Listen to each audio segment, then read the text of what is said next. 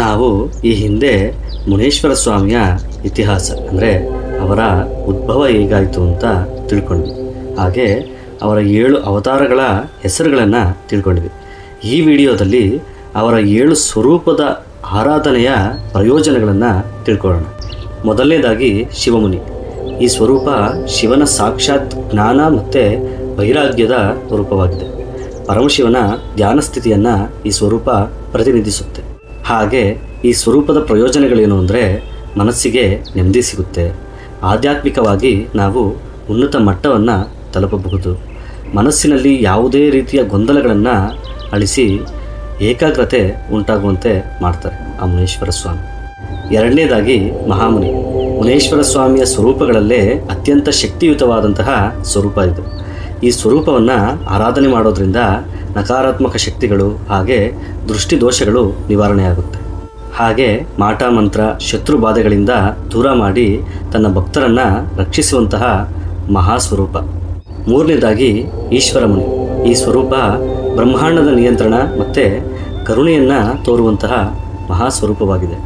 ಭಕ್ತರ ಮೊರೆಗೆ ಬಹುಬೇಗನೆ ಓಡಿಬರುವಂತಹ ದಯಾಮಯಿ ಸ್ವರೂಪ. ಈ ಸ್ವರೂಪವನ್ನು ಆರಾಧನೆ ಮಾಡೋದ್ರಿಂದ ಕುಟುಂಬದಲ್ಲಿ ಸುಖ ಶಾಂತಿ ನೆಮ್ಮದಿ ನೆಲೆಸುತ್ತೆ. ಹಾಗೆ ಆರ್ಥಿಕ ಸಂಕಷ್ಟಗಳು ದೂರವಾಗಿ ಐಶ್ವರ್ಯ ಅಭಿವೃದ್ಧಿಯಾಗುತ್ತೆ. ನಾಲ್ಕನೇದಾಗಿ ಧರ್ಮಮುನಿ.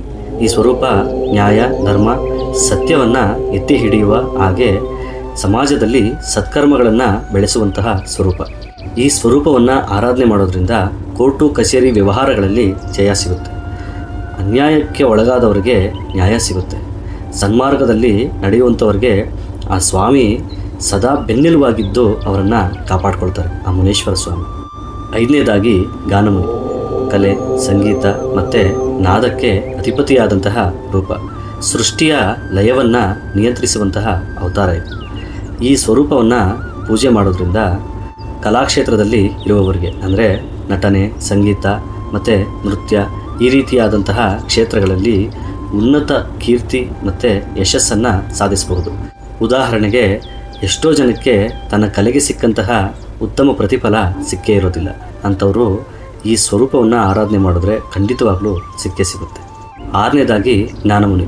ಈ ಸ್ವರೂಪ ಬುದ್ಧಿವಂತಿಕೆ ವಿದ್ಯೆ ಮತ್ತು ಪರಮಜ್ಞಾನವನ್ನು ಕರುಣಿಸುವಂತಹ ಗುರುಸ್ವರೂಪ. ಈ ಸ್ವರೂಪವನ್ನು ಆರಾಧನೆ ಮಾಡೋದ್ರಿಂದ ವಿದ್ಯಾರ್ಥಿಗಳಿಗೆ ವಿದ್ಯಾಭ್ಯಾಸದಲ್ಲಿ ಪ್ರಗತಿ ಹಾಗೆ ನೆನಪಿನ ಶಕ್ತಿ ಹೆಚ್ಚಾಗುತ್ತೆ. ಅಜ್ಞಾನದ ಅಂಧಕಾರವನ್ನು ಓಡಿಸಿ ಜ್ಞಾನವೆಂಬ ಬೆಳಕಿನ ಕಡೆಗೆ ಆ ಸ್ವಾಮಿ ನಮ್ಮನ್ನು ಕರ್ಕೊಂಡು ಹೋಗ್ತಾರೆ. ಏಳನೆಯದಾಗಿ ಕರ್ಮಮುನಿ. ಈ ಸ್ವರೂಪ ಸೃಷ್ಟಿಯ ಜೀವಿಗಳ ಕರ್ಮಗಳನ್ನು ನಿರ್ಣಯಿಸುವಂತಹ ಸ್ವರೂಪ. ಹಾಗೆ ಕಷ್ಟಪಟ್ಟು ದುಡಿಯುವವರಿಗೆ ತಕ್ಕ ಪ್ರತಿಫಲ ನೀಡುವಂತಹ ಸ್ವರೂಪ. ಈ ಸ್ವರೂಪವನ್ನು ಆರಾಧನೆ ಮಾಡೋದ್ರಿಂದ ಉದ್ಯೋಗ ಮತ್ತು ವ್ಯವಹಾರಗಳಲ್ಲಿನ ಅಡೆತಡೆಗಳು ನಿವಾರಣೆಯಾಗುತ್ತೆ, ನಿರುದ್ಯೋಗಿಗಳಿಗೆ ಸೂಕ್ತ ಕೆಲಸ ಸಿಗುತ್ತೆ.